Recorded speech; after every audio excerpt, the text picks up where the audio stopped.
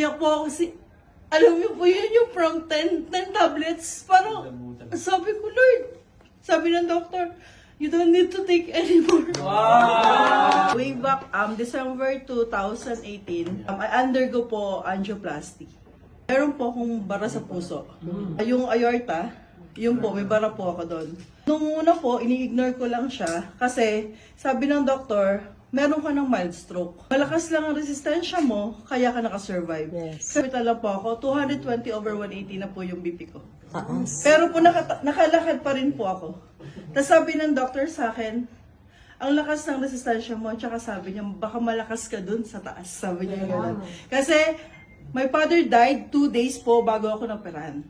I stayed 55 days sa hospital to recover po. So I was taking my medicine po. 10 po yung maintenance ko eh. I have my Concor, Twinsta, iba-iba po. Pati sa cholesterol level, inaano po yan. Yung maintenance ko talaga. So for 2018, 2024 ditong na ako mag-take ng gamot. Sabi ko, Lord, pinag-pray ko po talaga. When I will stop taking this medicine.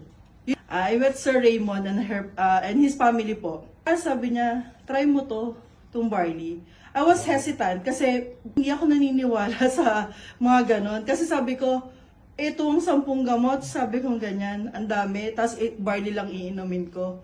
So ano yung mangyayari sa akin? Parang iniisip ko na, what is the advantage? Ano yung magiging pros and cons? Yung taste po kasi, sabi ko, baka hindi ko masarapan. So ang ginawa niya, nakatimpla na yung barley. Ano pa yun, cold water. Di ininom ko. Diretso ko po ininom.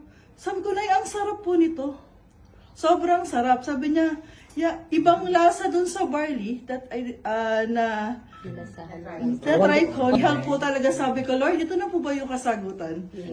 Before pa ako mag-take ng barley, ang taas po ng cholesterol ko, tumataas siya.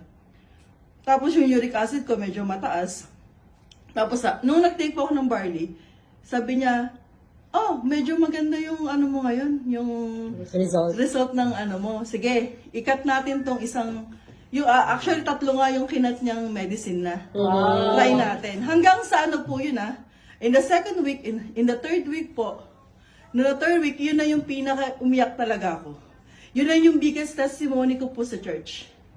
Na talagang umiyak po ako kasi, alam niyo po yun yung from 10 tablets. Parang, sabi ko, Lord, sabi ng doctor, you don't need to take anymore. Wow! Ano iniinom mo? Tapos sabi ko, in-expose ko talaga yung sabi ko, ito po. This barley helps me. At sabi ko, ito yung kasagutan ng Lord. Sabi ko, through faith, through prayers. Sabi niya, siguro, sige, anak, huwag ka na mag-take ng gamot. Kasi yung barley lang po asin hanggang ngayon. Check your email after checking out. Copy reference number.